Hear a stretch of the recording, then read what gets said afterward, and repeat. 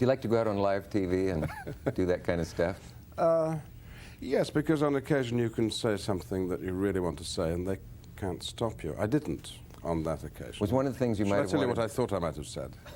I wondered about saying. Well, I wonder, one of the things you might have wanted to say was, can't anybody in this country learn to pronounce Dancing at Luna, so when you know you're going to say it on the air, you might be wise to check the pronunciation and the names of the actresses involved. I think that was meant to be a joke, wasn't it? It may have been meant to be. Rather boring joke. I thought of commenting with my gay activist hat on because Alec Baldwin, one of the presenters there, had the previous day insulted someone, he thought, by calling him a faggot, and I was going to go out and say... Oh, I know exactly what you're talking about.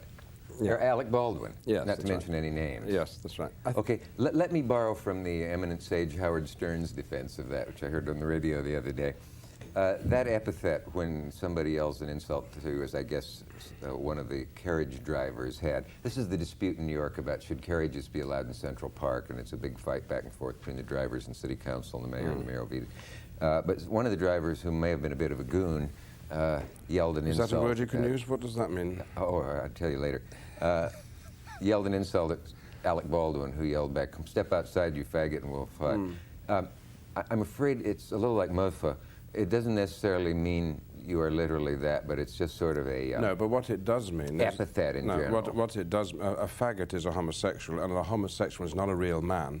And fights like Alec Baldwin do, therefore come out and I'll show that you're a weak wimp and therefore you're a faggot and therefore you're effeminate. That's the thinking behind it. In other words, you get into the side inside another man's head and know precisely what he's thinking. Is that it, Sir Ian? Well, at that point, I think if someone uses that word in anger, they do betray something about their... I think he probably felt bad about it and probably hurried to a gay activist event right away to... you see, the point is I am a faggot, and I don't mind being called a faggot. Oh, you're not a Nancy boy? Certainly am, yes. Say it isn't so. Can't you tell? Not as Nancy as you are, but, you know... Now, wait a minute, Buster. This is kind of funny, I hope.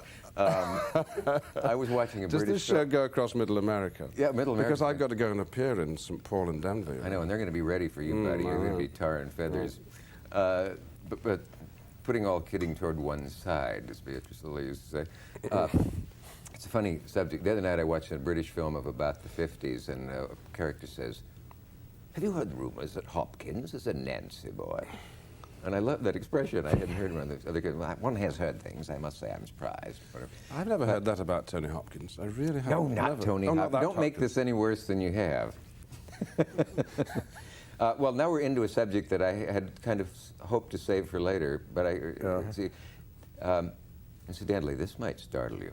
The other night, an event at the Waldorf, a lady came up to me and said, "May I just say one thing to you?" And that usually precedes, "Thank you for Katharine Hepburn so many years ago." She said, "Thank you for your courage in coming out of the closet."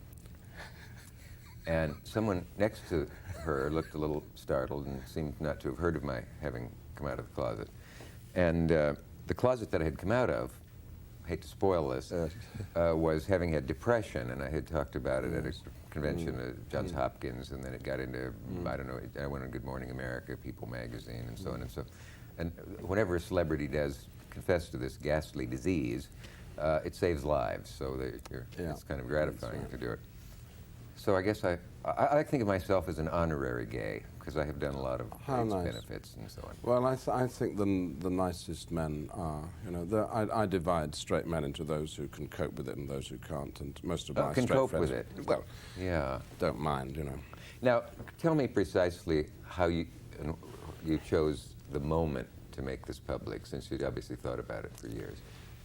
I don't know that I had, and that's the rather surprising thing, that it took me until I was 49 to actually complete the process of coming out, which begins, I suppose, from the day you realize that you're gay and start dealing with it. That happened for me when I was about, well, at the age that most people's sexuality is being stirred, pre-teens. And I didn't really see why I needed to tell the media and anybody else who asked. Because all my friends do. I still don't see the need to, but I can see choosing to. Well, the need to is that if you don't say, then you're not being honest. But your life is acting. Indeed, and that's why I think so many gay men who are in the closet are such good actors professionally.